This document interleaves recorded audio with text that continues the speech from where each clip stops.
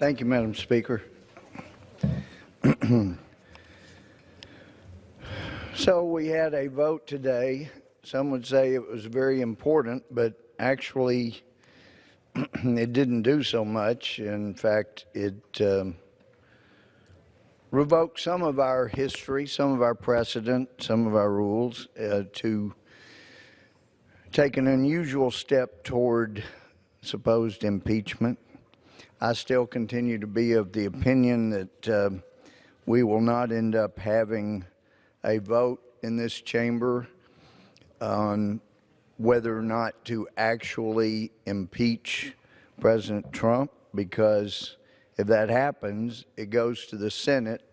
It gets slammed down in the Senate, both on the basis of massive failure of due process as well as no evidence, no direct evidence of any wrongdoing, unless we're talking about someone that is a Democrat and has held the second highest office before. But this is not due process. Oh, and by the way, of course, once it gets to the Senate, they vote it down.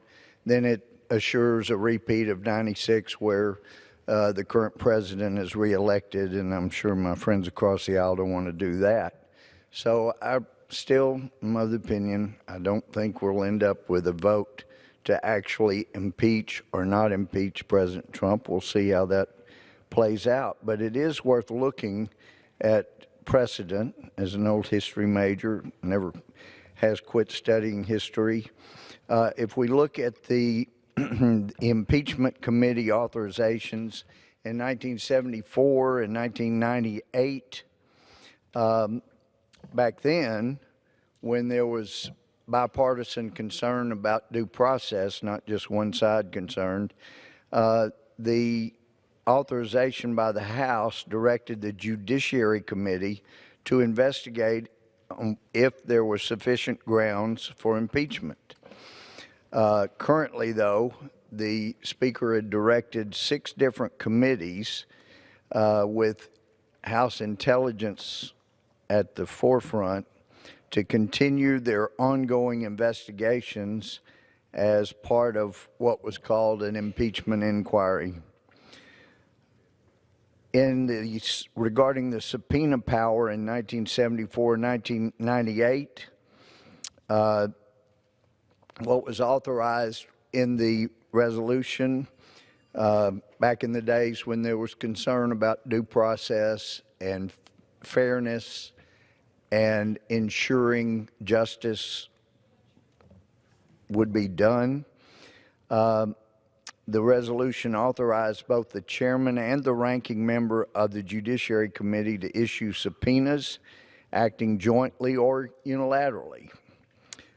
Either the chairman or the ranking member declined to act, then the other had the right to refer the decision to full committee. Currently, under what we voted on today, it authorized the chair of Intelligence, Chairman Schiff, and Judiciary Committee to issue subpoenas, but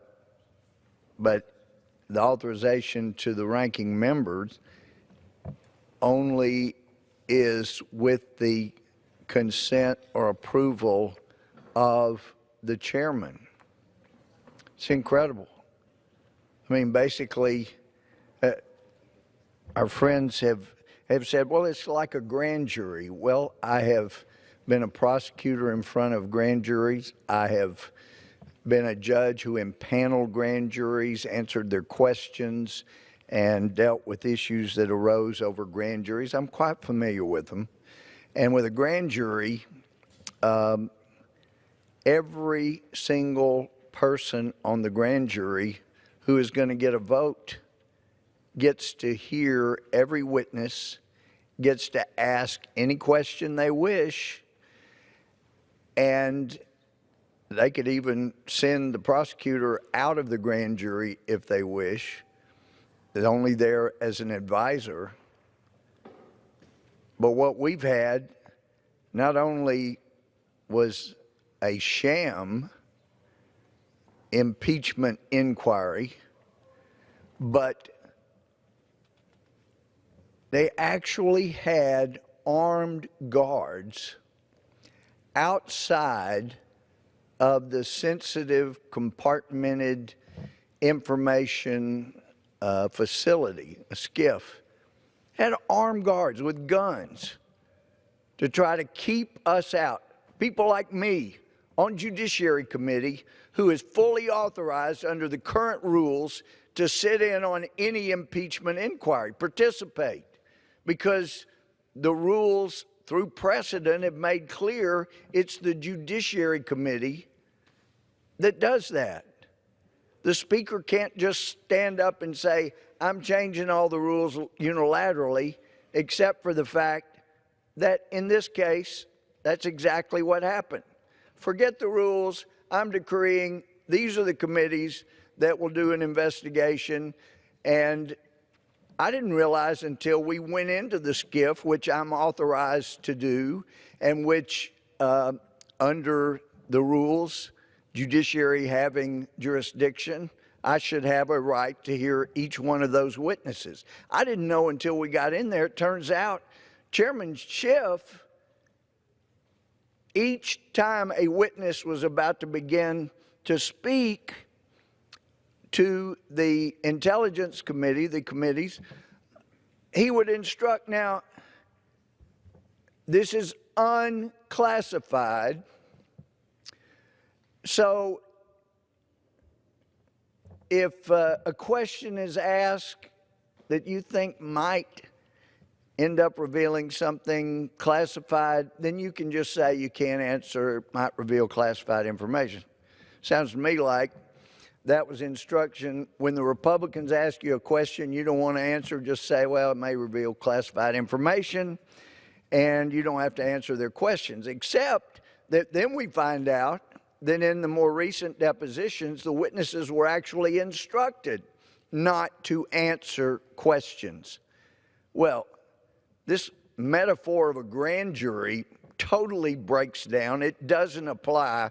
There's never been a grand jury where one grand juror could tell the witness, you don't have to answer these other grand jurors' questions. And we're going to put armed guards where people that are on the grand jury can't get in to hear the testimony if we don't want them to hear the testimony. Sure, they'll have to vote at some point, but we're going to put armed guards to keep the biggest part of the grand jury out of being able to see the witnesses, to see their countenance as they answered questions. It's why both in military courts martial that I participated in federal trials, in state trials, we have an aversion to having depositions. Yeah, you have a lot of depositions in civil trials, but in criminal trials, something as important as liberty, and I would submit a president being thrown out that was duly elected is just as important. In such a case, you get to ask the questions, you see the questions, you get to hear the answers, and you get to observe the witnesses. It's important. And yet, under orders of the Speaker and Chairman Schiff, this so-called comparative grand jury kept the huge majority out of being those hearings where we could hear and see for ourselves. And now we find out through the vote today that, yeah, the Judiciary Committee is ultimately going to get this from the Intelligence Committee, but never in the history of this country have we had such gross unfairness that one party would put armed guards with guns to prevent the duly authorized people from being able to hear the witnesses and see them for themselves. And then, oh, we hear from this resolution today, we're going to send you the depositions after we get through doctoring and looking at and editing the transcripts. We'll send you those so you have the evidence you need. That's not the kind of evidence that a coup should be based on. If we're going to have what they're trying to legalize as a coup, we ought to have a right to see each of those witnesses. And the only potential use for the deposition should be impeachment of those witnesses. Nothing else, not for anything substantive. The president's attorney, unlike in 74 and 98, were not allowed to be there, even see and hear the witnesses. So the references to this being a star chamber are not inappropriate. It's outrageous what's been going on for people who truly care about due process. Regarding the procedures now, the Judiciary Committee must operate pursuant to the procedures imposed by the chairman of the Rules Committee. Well, previously, one of the oldest committees in the House of Representatives, the Judiciary Committee, in prior impeachments made the rules for the impeachment hearing. We didn't have it dictated by the Rules Committee. No, because this is the Judiciary Committee. These are people that are supposed to have expertise in constitutional issues. So, when you have the committee that has more expertise in constitutional issues, what did the majority do? We don't want the committee with the most expertise on constitutional issues dealing with these constitutional issues. We want to put armed guards outside a hearing and have it in a secret compartmented information facility. And we're not going to let the other side call their own witnesses so we get a fair picture of what actually went on. And we're not even going to let them ask questions we don't want them to ask. We'll instruct the witnesses not to answer. Because, you see, they want it to be a one-sided, non-due process sham court. And it's about to push this country to a civil war if they were to get their wishes. And if there's one thing I don't want to see in my lifetime, I don't want to ever have participation in, it's a civil war. Some historian, I don't remember who, said guns are only involved in the last phase of a civil war. What's gone on here has not protected the Constitution. It's not protected the institutions. It's not protected this little experiment in self-government. No, what it has done has put it all at risk. Because what some people in this body don't seem to understand is when you set a precedent as dangerous as what we have been watching for the last 3 years, it won't be me, but there will be Republicans. If this isn't stopped, there will be Republicans that will take the precedent of what the Democrats have done here and use it against a Democratic president. Try to set him up and create a coup. Like I say, it won't be me, but that's the way history works. Then somebody sets a precedent, then eventually somebody, also not concerned about due process, is going to try to mimic that and go one further.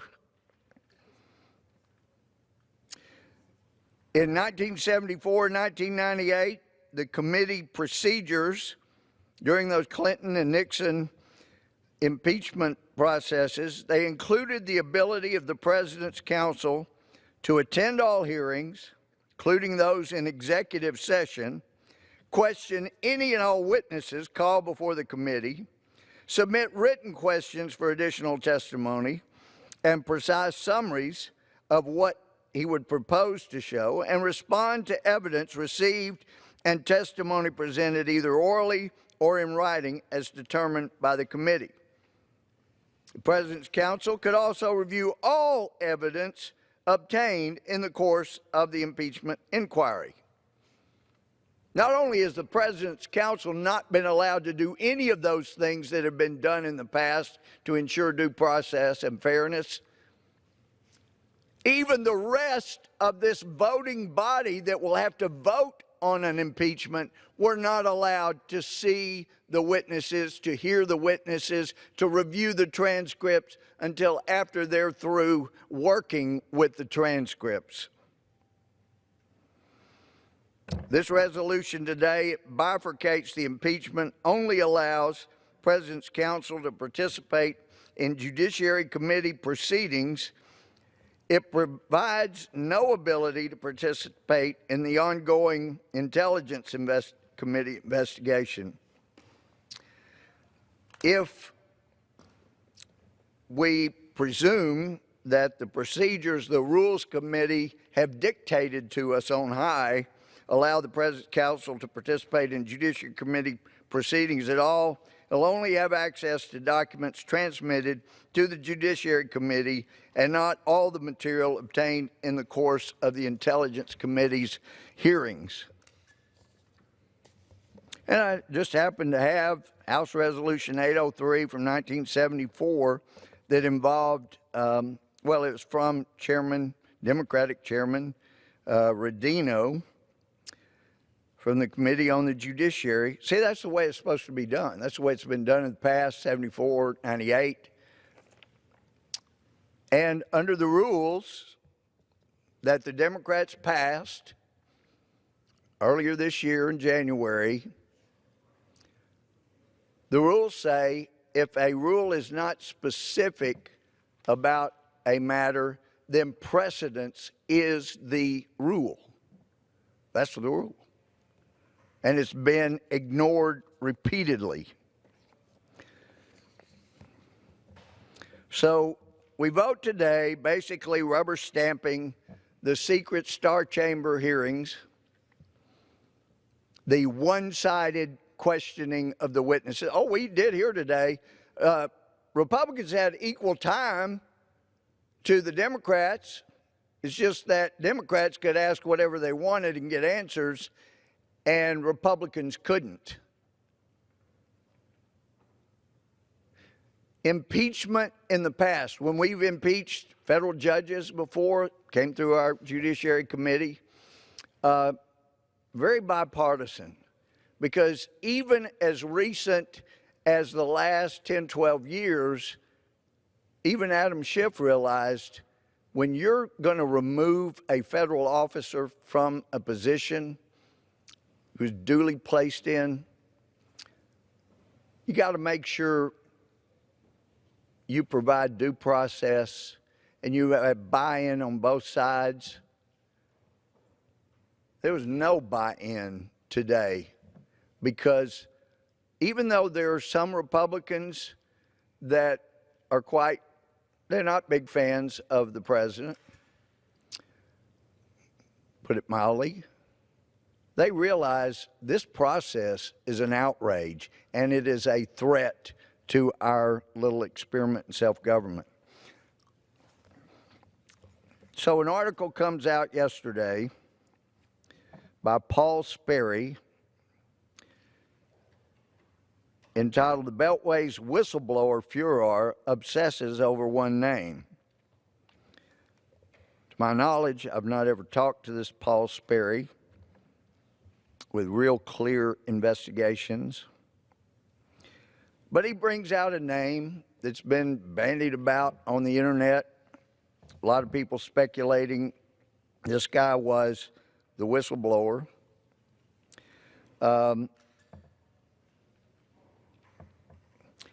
Regardless of whether this guy's the whistleblower or not, it is important to look at what's been going on with him. Just forget about the claim he's a whistleblower. Look at what he has been doing. And the more you find out, the more you realize, wow, President Trump should have revoked clearances for prior potential conspirators long before he did. But in the article, it mentions his 33-year-old, we already knew he was a male, that he worked for Vice President Biden, and this guy, he was held over from the Obama White House. And one of the things that President Obama was able to do so much better than President Trump was make sure that the people that worked in the White House, in the CIA, in the DOJ, the FBI, but especially in the White House, in the old executive office building for the vice president, they made much better certainty that everybody there was going to be loyal to President Obama and Vice President Biden. They did a magnificent job of that. So anybody that's held over, in fact, understand H.R. McMaster's, great Obama Democrat loyalist that was continuing to work in the Trump administration, made clear that he didn't want to hear any of his people ever say again that someone was an Obama holdover. I guess he didn't want people outed in front of people loyal to the president as being loyal to President Obama. But McMaster's also was a boss of this guy. He did work for Biden. He worked for CIA Director John Brennan. Brennan, as the article said, was a vocal critic of Trump who helped initiate the Russia collusion investigation of the Trump campaign during the 2016 election. Further, this guy left his National Security Council posting in the White House's West Wing in mid-2017. This guy was working in the White House. Love Brennan, love McMaster's, and he's in President Trump's White House.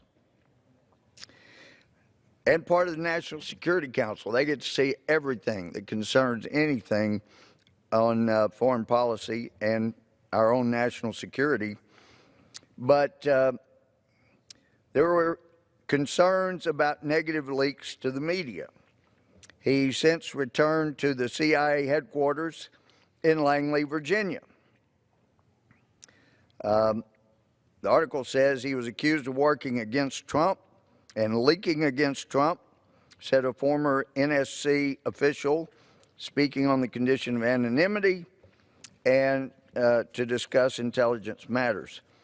Alas, this guy huddled for guidance with the staff of House Intelligence Committee Chairman Adam Schiff, including former colleagues also held over from the Obama era, whom Schiff's office had recently recruited from the National Security Council. And this guy worked with a Democratic National Committee operative who dug up the dirt on the Trump campaign during the 2016 election, inviting her into the White House for meetings, former White House colleagues said. The operative, Alexandra Chalupa, a Ukrainian-American who supported Hillary Clinton, led an effort to link the Republican campaign to the Russian government. Quote, he knows her, he had her in the White House, said one former co-worker. Documents confirm the DNC opposition researcher attended at least one White House meeting with this guy in November of 2015. She visited the White House with a number of Ukrainian officials lobbying the Obama administration for aid to Ukraine. And that's the aid we know, we've seen, heard former Vice President Biden bragging that, hey, I'm leaving in 6 hours, and if they want this $1 billion, then they're going to have to fire the prosecutor who just happened to be investigating the gas company that was giving millions of dollars to his son.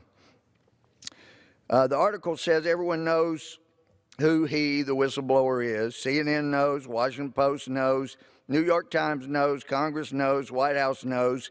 Even the president knows who he is, said Fred Fleitz, a former CIA analyst and national security advisor to Trump, who has fielded dozens of calls from the media. Yet a rare hush swept across the Potomac.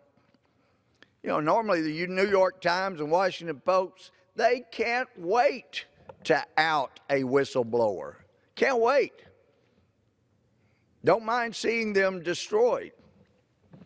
But you look at a real whistleblower, not a fake one like we have here, a real whistleblower with direct information like Adam Lovinger, who, working in the Defense Department, I didn't know that this scheme went that far. But Lovinger is supposed to investigate improper payments by the Defense Department, and he saw hundreds of thousands of dollars being paid different times to a guy named Stefan Helper, who is a professor, and he couldn't see anything in return for all the money. And then we have this investigation about President Trump and find out that actually Helper was getting paid by the Defense Department to help set up Trump campaign people so they could use that information to go before a Foreign Intelligence Surveillance Act court and get a warrant to spy on the Trump campaign. Phenomenal. The Defense Department's paying a guy to help set up the Trump campaign before President Trump was ever elected, but so they could get a warrant to spy on the campaign. It's incredible.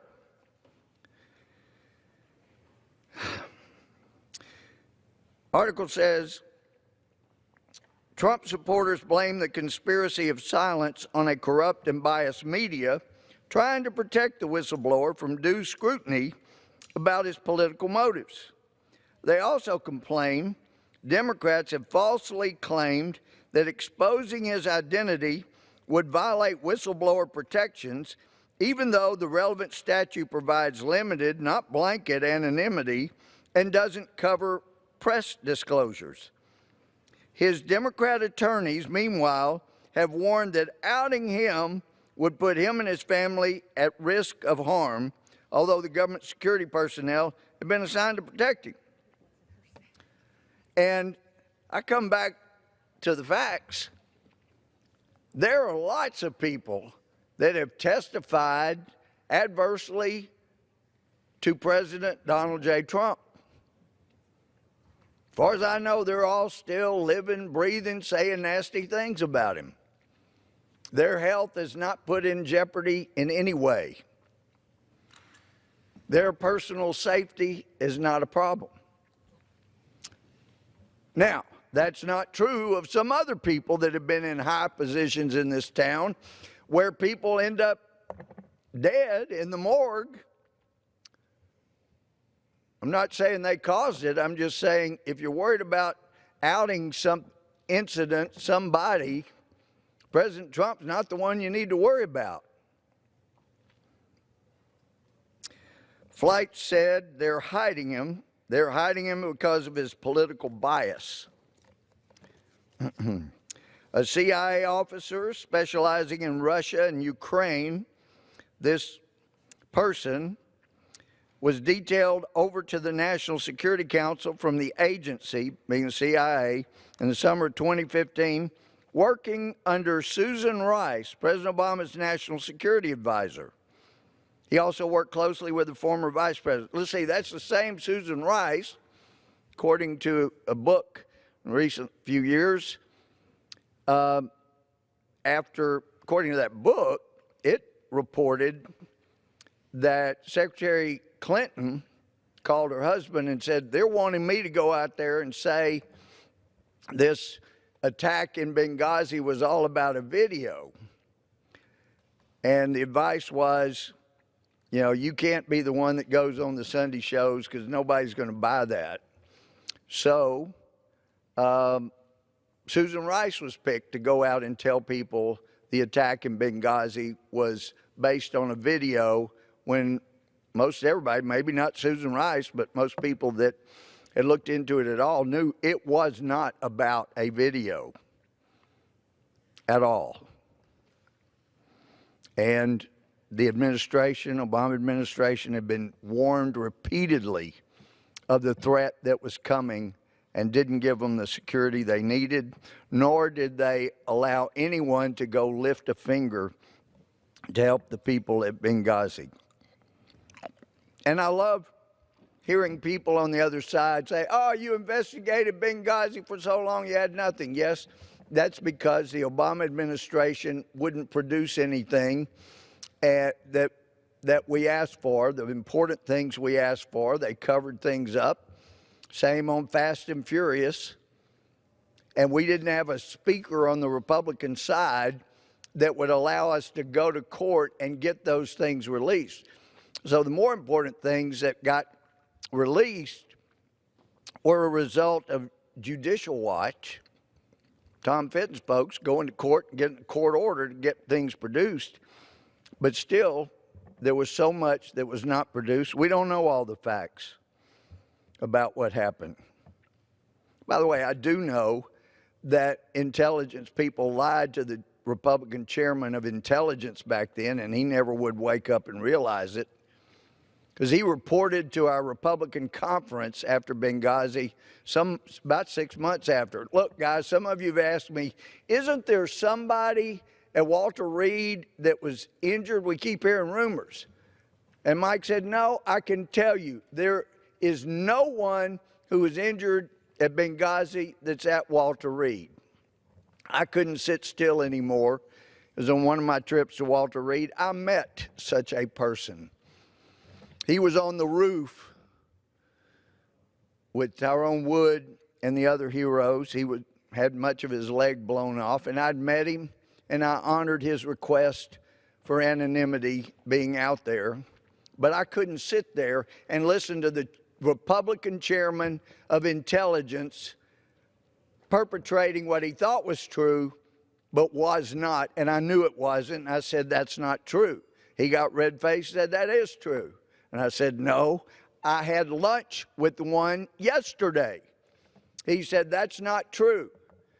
And he told me later, after the meeting, I've talked to our intelligence people, and they tell me that the guy you must have seen, he's not at Walter Reed. He comes there for physical therapy. And I said, no, I can tell you the building number and where his apartment is, and it adjoins the physical therapy. It is right there on Walter Reed. But anyway, he didn't believe it. And I had texted him and didn't hear from him for a couple of weeks. And he later emailed back that, strangest thing happened. I had the most painful surgery on my leg. He had had numerous surgeries, but this was the most painful since half of it got blown off on that rooftop in Benghazi. And he said, but that painful, that they medicated me because of all the pain.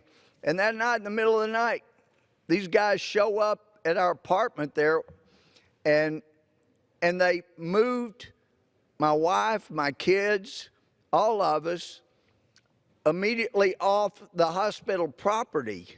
It doesn't make sense. Well, it made sense to me because we had intelligence people that were covering up the lie that they had told to the chairman of Intel, because he was a Republican chair. I bet they don't lie like that to Adam Schiff. Anyway, Federal records, according to the article, showed that Biden's office invited this guy to an October 2016 state luncheon the vice president hosted for Italian Prime Minister Matteo Renzi. Other invited guests included Brennan, as well as then FBI Director James Comey, then National Intelligence Director James Clapper. Several U.S. officials told Rear Clear Investigations that the invitation was extended to this guy, who was a relatively low-level GS-13 federal employee, and it was unusual and signaled he was politically connected inside the Obama White House.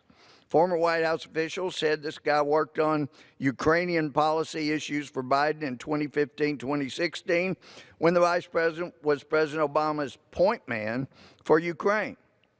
He was a Yale graduate, speaks Russian, Ukrainian, as well as Arabic. He'd been assigned to the NSC by Brennan. He was held over into the Trump administration, headed the Ukraine desk at the NSC under President Trump, eventually transitioning into the West Wing until June 2017. He was moved over to the front office to temporarily fill a vacancy, said a former White House official, where he saw everything, read everything. The official added that it soon became clear among NSC staff that this guy opposed the new Republican president's foreign policies. Quote, my recollection of this guy is that he was very smart, very passionate, particularly about Ukraine and Russia. That was his thing, Ukraine. He didn't exactly hide his passion with respect to what he thought was the right thing to do with Ukraine and Russia, and his views were at odds with the president's policies. In May 2017, this guy went outside his chain of command, according to a former NSC coworker, to send an email alerting another agency that Trump happened to hold a meeting with Russian diplomats in the Oval Office the day after firing Comey, who led the Trump-Russia investigation. The email also noted that Russian President Vladimir Putin had phoned the president a week earlier. Contents of the email appeared to have ended up in the media, which reported Trump boasted to the Russian officials about firing Comey, whom he allegedly called crazy real nut job. In effect, this guy helped generate the Putin fired Comey narrative, according to the research dossier making the rounds in Congress. So, anyway, it's a mess. Now, one of the things about whistleblower protections, though, is if you were to be prosecuted for committing a crime, then the whistleblower status could be used to help hold off potential prosecution. It's my understanding that it would not likely win the day, but it could delay prosecution. So say hypothetically, you worked for somebody like Brennan, or say hypothetically you worked for somebody like McMaster's and Brennan, and you helped come up with a conspiracy to oust a duly elected sitting president by alleging some conspiracy with Russia, and you found out that the Attorney General and the U.S. Attorney assigned to investigate the origins of the Russia hoax were closing in on participants of your conspiracy. Well, if you had a really smart lawyer, he might just tell you, if you could get a whistleblower status, if they start closing in on you, then we can start filing motions to keep you out of that prosecution because you're a whistleblower, you're in a protected status. It shouldn't prevent the ultimate prosecution, but it could delay things for a while. So it could make sense if you're a co-conspirator in trying to bring down a duly elected president that you might want that whistleblower status. But the problem that is, and this is a problem for a tainted inspector general who would protect such a whistleblower, because if you're complaining, it has to be, to get that status, somebody in your chain of command, and the president was not in he's not in the whistleblower's chain of command, because that's outside of his intelligence, the CIA. So it has to be within that leadership ladder, and the president's outside of that. So he wasn't a real whistleblower, and plus a whistleblower has to have direct evidence. What we've seen with this march of the gossip mongers is best described, that's been paraded into the secret Star Chamber with the armed guards outside of it, so that other members of this grand jury can't get to see and hear the witnesses. It really appears to be a march of those who don't like President Trump and are so willing to sully, in some cases, valiant military service, great career. They're willing to have that tarnished and sullied by becoming gossip mongers. For example, one person that apparently had a great career in the Army, William Taylor. I understand he was in the infantry for 6 years. I was at Fort Benning for 4 years, and I can tell you, anybody that was a commander in the infantry didn't last any time at all if he allowed gossip mongers like he has become to come before him and say, Captain, I heard that somebody else heard something that was said. You'd throw him out of the office. I'm not going to be running a gossip column here. If somebody knows something directly, send them to me. But don't you come in here being a gossip monger. Well, now he's become the gossip monger.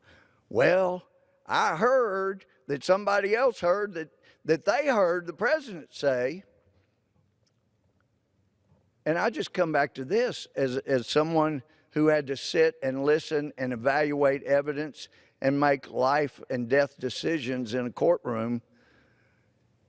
You analyze, what kind of person is this before me as a witness? And if you have a witness before you that is willing to try to destroy and remove a president from office who was duly elected under our Constitution, and they're now willing to use second, third, fourth-hand gossip, it tells you they are not the great person that they once were. They are not the patriot they once were. They're nothing but gossip mongers. And it should, if you're going to be a fair arbiter of truth and justice, it should dramatically diminish your evaluation and analysis of what they have to say. This is not a classy person. This is a gossip monger. And that's what William Taylor became for the Intelligence Committee. And that's what Vindman became. And some have said, oh, gee, Lieutenant Colonel Vindman, you know, he's the ultimate American. He even came in uniform. Well, I was trained, if you're going to say bad things about someone in your chain of command, including the commander-in-chief, because a lot of us were not happy with President Carter when I was at Fort Benning, but we all knew you can't say anything negative about President Carter, and especially not in uniform. Doesn't matter if it's true. You can't do it. He comes in parading in his uniform to try to take down a sitting president. And he uses gossip to do that, you know. And we also have to wonder, okay, so the whistleblower number one, this great patriot we're told, who's not, is gossip monger, where did he get that information since he didn't get it firsthand? He was not allowed to receive information about those telephone calls the president made to a leader of another country. So somebody violated the law by telling him. We don't know who that was, but whoever it was, Vindman or anybody else, there's a good chance they committed a crime. And that crime and all of the surrounding information about their crime should be admissible in helping impeach and analyze that witness's testimony. So you ought to be able to pursue it. But we're told when Republicans were asking Colonel Vindman, who you told about this, who did you transfer information to, they were shut down by the chairman. Well, that tells you the chairman must know what the answers were, and he didn't want the Republicans to have them. And it sounds to me like there's a chance he committed a crime, and that was being covered up. Because otherwise, if you want due process, if you want a fair process, if you want justice, then we've got to hear the good, the bad, the ugly, so we can make a fair determination. And every person elected as a member of Congress is going to have a right to vote on that impeachment if it ever comes up, and we have a right to hear the witnesses. Anything else is a sham. And by the way, this Colonel Vindman, turns out, it's been published, he went to the stenographers, and we'd heard previously from the president there were 4 stenographers who take down everything. Well, I've used court reporters my whole adult life, and they miss a word time to time, and I've had to fix transcripts where they miss something. We have that problem here. They're amazing. These stenographers are absolutely incredible, but they miss a word time to time. But they've got 4. And apparently we're told the reason is they don't want to tape it, so no foreign leader has to worry about ever hearing his own voice say things that he said in a private conversation with the President of the United States. So they have 4 stenographers, 4, so that they make sure they get exactly what was said. And this guy, Vindman, goes to the stenographers and tells them, I want to get these words inserted in the transcript. Burisma, the name of the gas company, they're trying to go after President Trump and say he demanded information on them.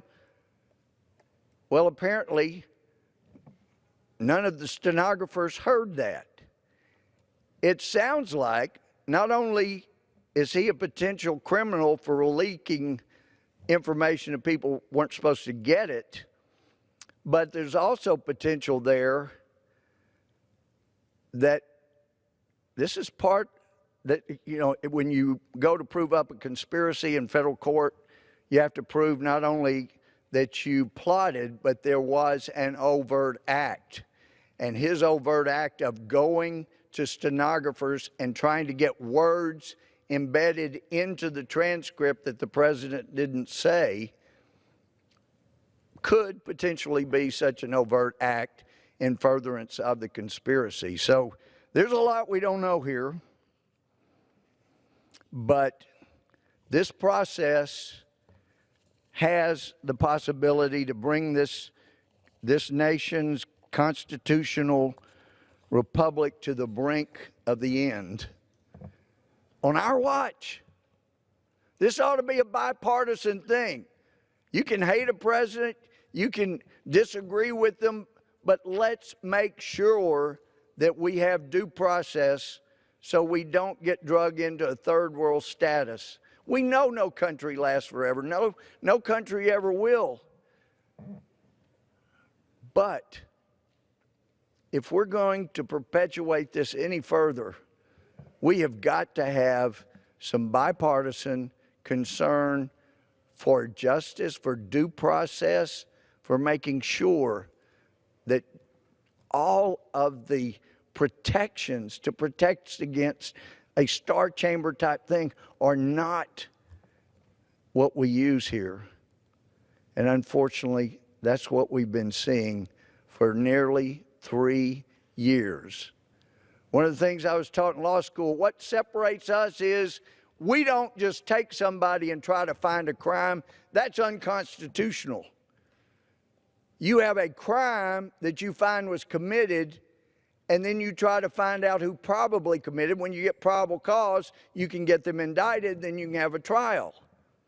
What we have seen clearly is that over 3 years ago, some people in justice, FBI, intelligence, maybe defense, maybe somebody in the White House, they decided, here's Donald J. Trump, let's find a crime, whether he committed it or not, that we can wrap around his throat.